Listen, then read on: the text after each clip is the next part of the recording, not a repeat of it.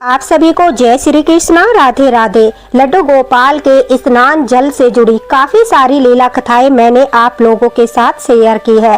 ठाकुर जी के स्नान जल के महत्व के बारे में हर लड्डू गोपाल भक्त जानता है।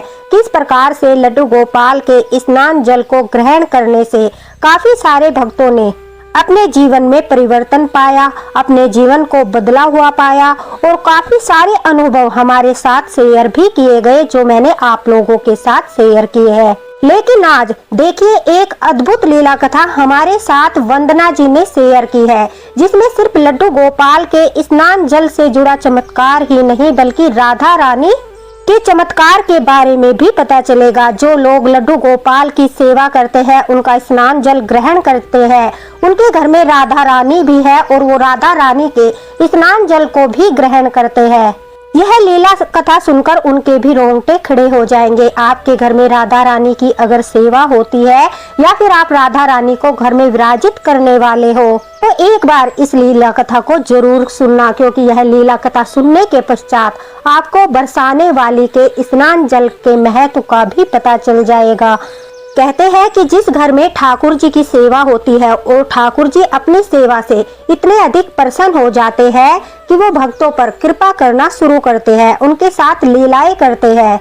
उनकी लीलाओं को देखकर, उनकी कृपा को देखकर राधा रानी भी प्रसन्न होती है और उसके पश्चात ही हमें राधा रानी की सेवा मिलती है। यानी पहले घर में ठाकुर जी आते हैं और फिर ठाकुर जी के पश्चात राधा रानी का प्रवेश होता है। ठाकुर जी घर को इस योग्य बना देते हैं कि हम राधा रानी की सेवा कर सके। राधा रानी बरसाने वाली इतनी कृपा बरसाती है कि भक्त के जीवन के सारे कष्ट ही दूर हो जाते हैं। और अगर आप लड्डू गोपाल का स्नान जल ग्रहण करते हो, साथ ही साथ राधा रानी का स्नान जल भी ग्रहण करते हो, तो उसके दिव्य चमत्कार को सुनकर आपकी आंखों में आंसू आ जाएंगे। आपको विश्वास नहीं होगा कि सिर्फ लड्डू गोपाल और राधा रानी के स्नान जल से जीवन में कितना बड़ा परिवर्तन हो सकता है। अकाल मृत्यु को भी टाल देने की शक्ति रखता है राधा रानी और लड्डू गोपाल के स्नान का जल। यानी राधा रानी और लड्डू गोपाल के भक्तों को अकाल मृत्यु का भय नहीं होता। उनके जीवन में बड़ी बड़ी दुर्घटनाओं को छोटी सी दुर्घटना में परिवर्तित कर देती है हमारी राधा रानी बरसाने वाली और ठाकुर जी।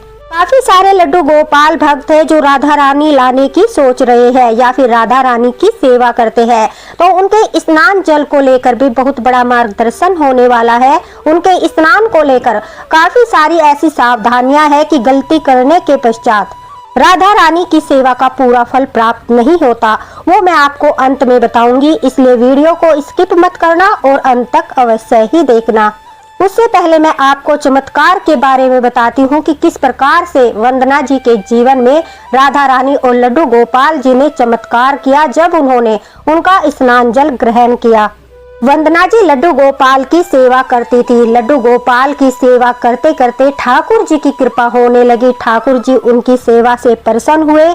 घर में ठाकुर जी की अपार कृपा होने के पश्चात उन्हें राधा रानी की सेवा मिली। वह कहती है कि उन्होंने राधा रानी और लड्डू गोपाल की सेवा करना प्रारंभ कर दिया। वंदना जी कहती है कि वह हर रोज लड्डू गोपाल और राधा रानी का स्नान जल ग्रहण करती, बच्चों को भी प्रसाद के रूप में पिलाती थी, साथ ही अपने हस्बैंड को भी घर से बाहर जाते समय स्नान जल प्रसाद के रूप में देती थी। वहीं पर बाकी जो स्नान जल बच जाता था उसे भी वो फेंकती नहीं थी बल्कि पीने में इस्तेमाल करती थी, क्योंकि हमारे महाराज जी कहते हैं कि हमें एक बूंद जल भी जो है स्नान जल जो अमृत के समान है व्यर्थ नहीं करना चाहिए, उसका पान करना चाहिए, इस्तेमाल करना चाहिए। इसी प्रकार से नियमों का पालन करते हुए वंदना जी ने भी स्नान जल का पूरा सम्मान किया और स्वयं भी प्रसाद के रूप में नित्य नियम से ग्रहण करती रही। अब वह कहती है कि उन्हें सेवा करते करते काफी समय हो गया और उनके जीवन में इतना बदलाव हुआ कि अब उनके मन में हर समय राधा नाम चलता था। जब हम ठाकुर जी की सेवा करने लगते हैं, राधा रानी की कृपा होती है, तो देखना आपके मन में नाम जाप चलता रहता है। भले ही आप घर के कार्य करते रहो, लेकिन आपके मन में राधा राधा राधा राधा इस तरह से नाम जाप चलता रहेगा। सुबह के समय सेवा करने के उपरांत जो है वंदना जी मानसिक जाप करती, कभी भजन गुनगुनाती थी तो कभी राधा राधा के मानसिक जाप करने लगती थी। वह कहती है कि हमेशा उनके मन में जाप चलता रहता था। जैसा कि हमारे महाराज जी कहते हैं कि हर समय मन में सिमरन चलते रहना चाहिए। जिस समय हमारे मन में सिमरन चलता है यानी हमारे मन में नाम जाप चलता है, राधा रानी का नाम चलता है, तो हर पल ठाकुर जी और राधा रानी भी हमारे समीप रहते, हमारे साथ रहते हैं। हमें किसी भी प्रकार का कोई भय नहीं होता। और इस बात का आभास वंदना जी को उस समय हुआ जिस समय उनके साथ यह घटना घटी। वंदना जी कहती है कि यह बात 2022 की है। उस समय अपनी लाडली जी से वह इतनी लगन लग गई थी राधा रानी से और ठाकुर जी से कि राधा रानी का जो भजन वो सुबह श्रृंगार सेवा करते हुए, उन्हें स्नान कराते हुए गुनगुनाती थी, यानी उन्हें श्रृंगार सेवा देते समय जो भजन वो गुनगुनाती थी, सारा दिन जुबान पर उनकी वही भजन चलता रहता था, मन में नाम जाप चलता रहता था। ठाकुर जी की इतनी कृपा थी कि उनके घर में इतना सकारात्मक ऊर्जा का वास था। बच्चों की भी आस्था ठाकुर जी और राधा रानी में बहुत अधिक हो गई थी, इसलिए घर में सकारात्मक ऊर्जा का प्रवेश बहुत अधिक था। ठाकुर जी की यह कृपा है, राधा रानी की यह कृपा है।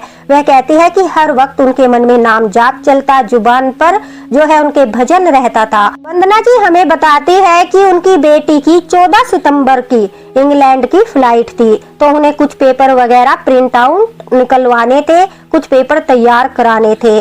वंदना जी कहती है कि मैंने सुबह के समय रोज की तरह स्नान जल प्रसाद के रूप में ग्रहण किया था, अपनी बेटी को भी प्रसाद के रूप में वह जल पिलाया था। उसके बाद थोड़ा सा काम करके हम जो है अपने पेपर वगैरह तैयार कराने के लिए, प्रिंट आउट निकलवाने के लिए स्कूटी से निकल पड़े। अब वह कहती है कि सारा काम कराने के बाद हम वापस घर की तरफ लौट रहे थे।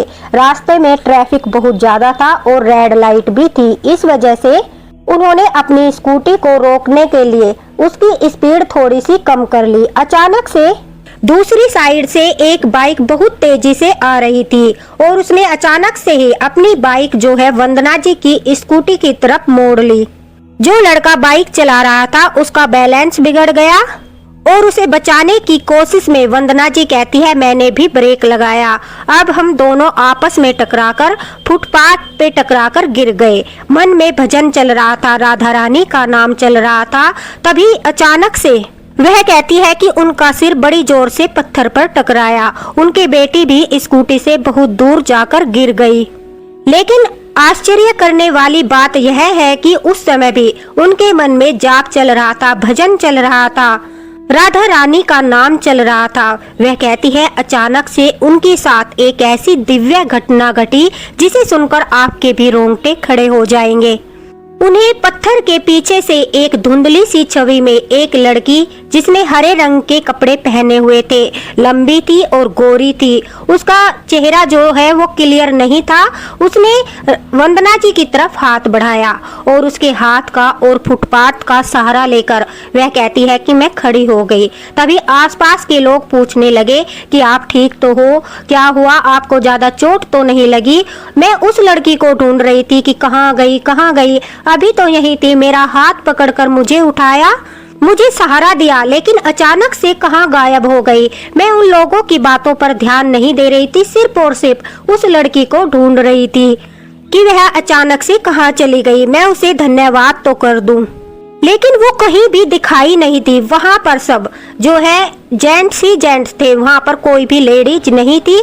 लेकिन मेरी आंखें इतनी भीड़ में बार बार उस लड़की को ही ढूंढ रही थी। वंदना जी कहती है कि मेरे हाथ से काफी खून बह रहा था। मेरी बेटी खून निकला हुआ देखकर घबरा रही थी, लेकिन आश्चर्य करने वाली बात यह है कि मेरी बेटी जो है दूर जाकर गिरी, लेकिन उसे कोई भी चोट नहीं आई, उसे जरा सी भी परेशानी नहीं हुई। मेरे हाथ से खून निकलते हुए देखकर वंदना जी कहते हैं मेरी बेटी को चक्कर आ गया। मैंने अपने हाथ पर पट्टी कराई और देखे ठाकुर जी की और बरसाने वाली की कृपा देखिए, राधा रानी की कृपा देखिए। मेरा पत्थर से सिर टकराने के बावजूद भी मेरे सिर में जरा सी भी चोट नहीं आई, सिर्फ मेरे हाथ में चोट आई और मेरे हाथ से ही खून निकला। नहीं तो कितनी बड़ी दुर्घटना हो सकती थी, मेरी जान भी जा सकती थी, मेरी बेटी की जान भी जा सकती थी। घर आकर हमने घर वालों को सारी घटना के बारे में बताया और मैंने अपनी बेटी से कहा कि बेटा वो लड़की कौन थी जिसने मुझे सहारा देकर उठाया। तुम्हें तो चोट नहीं लगी थी, तुम्हें तो जो है पूरी तरह से होश था, इसलिए तुमने उस लड़की को देखा होगा।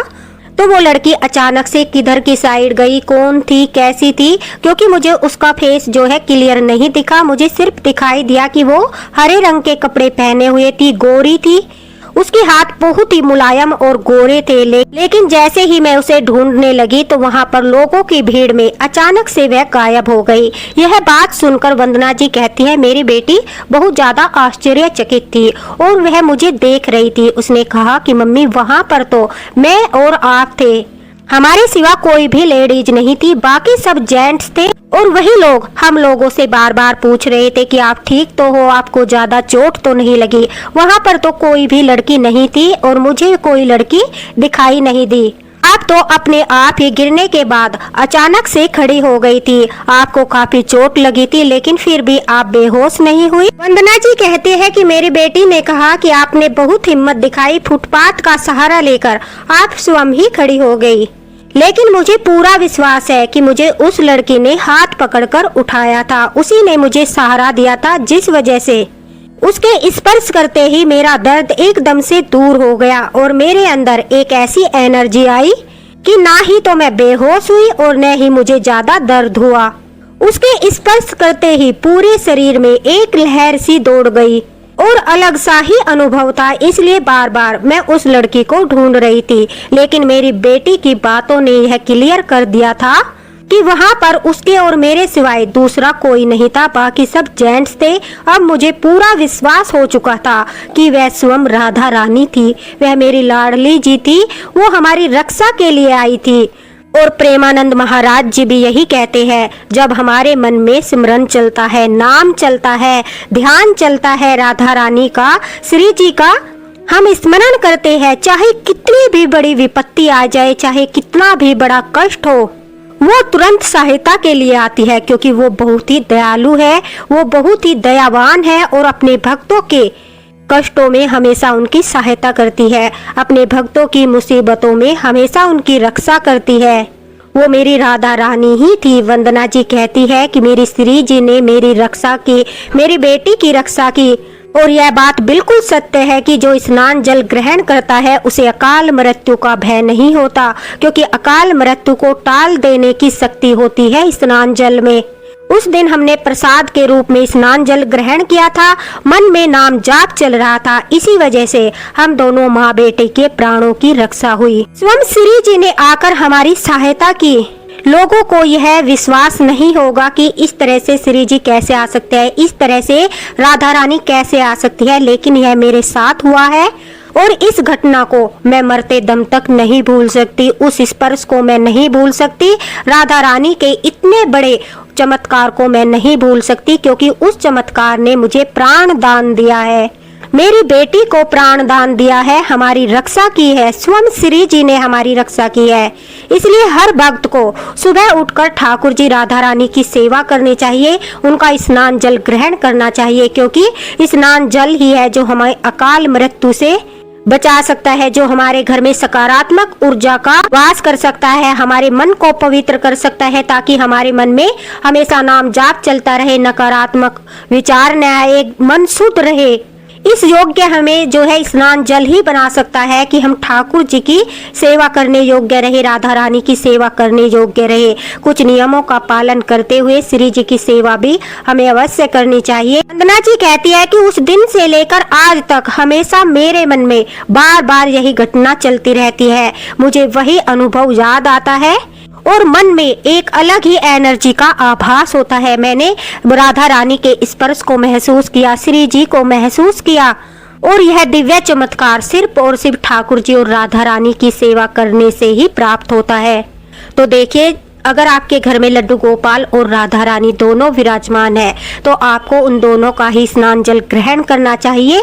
यह बहुत बड़ी कृपा होती है कि हमें उनकी सेवा करने का मौका मिल रहा है। भले ही उन्होंने एक झलक देखी तो देखिए कितना दिव्य आभास है, क्योंकि हमारी आंखों में इतनी सामर्थ्य नहीं है कि हम उनका साक्षात दर्शन कर सके। उनकी तो एक झलक देखकर ही इंसान पागल हो जाता है।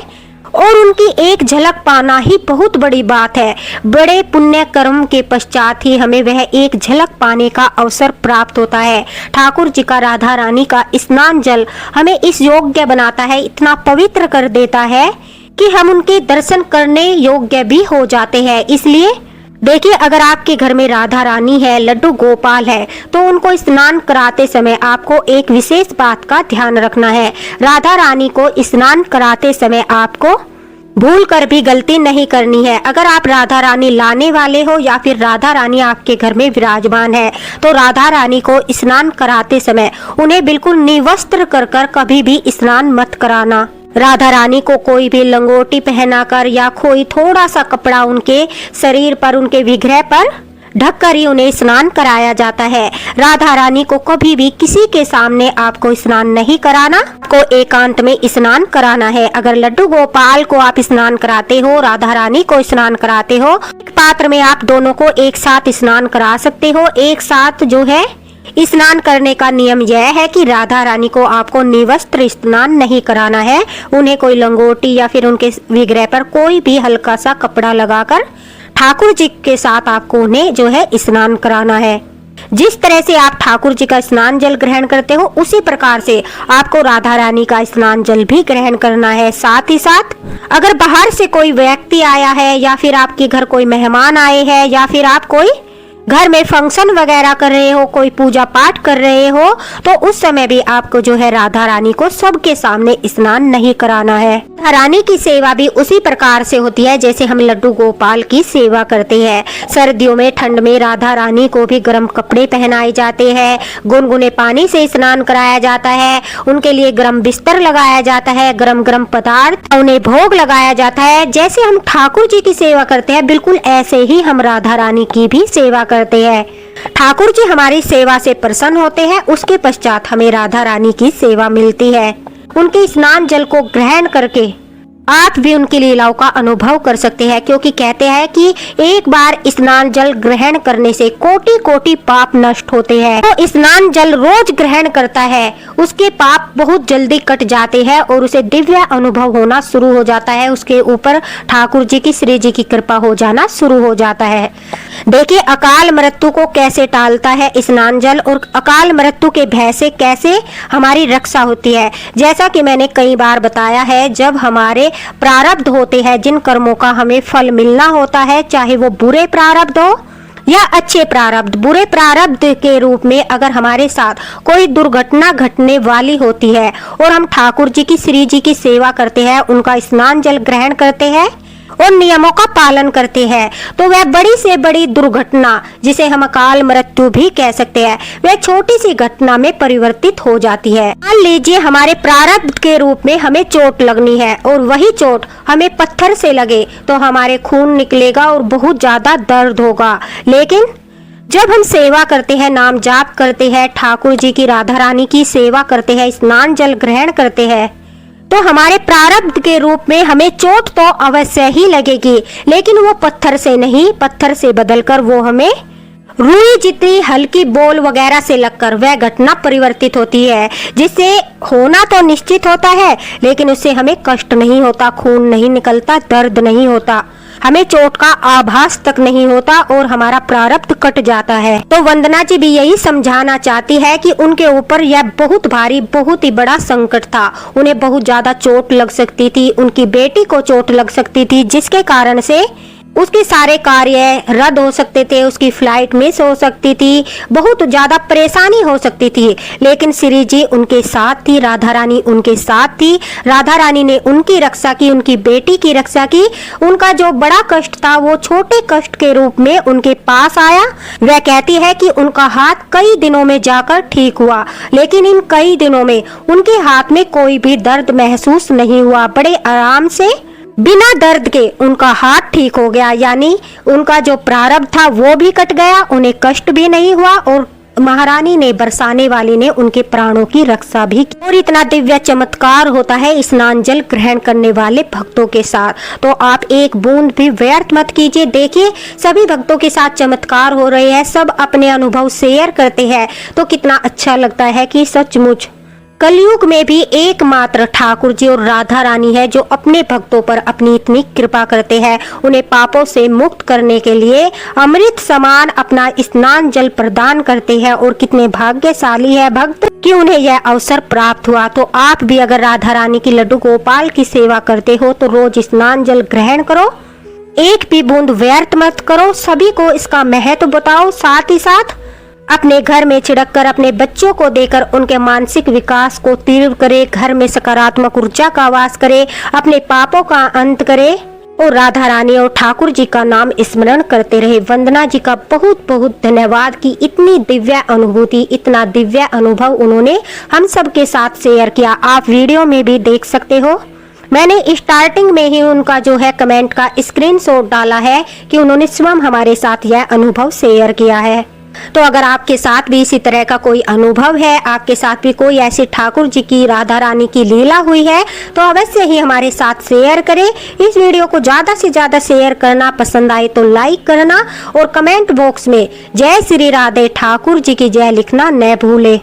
लड्डू गोपाल राधा रानी की कृपा आप सभी पर बनी रहे। इसी के साथ राधे राधे, हरे कृष्णा। मिलते हैं अगली लीला कथा के साथ, अगले मार्गदर्शन के साथ। बोलो वृंदावन बाके बिहारी लाल की जय, बरसाने वाली की जय, राधा रानी की जय। जय हरिवंश।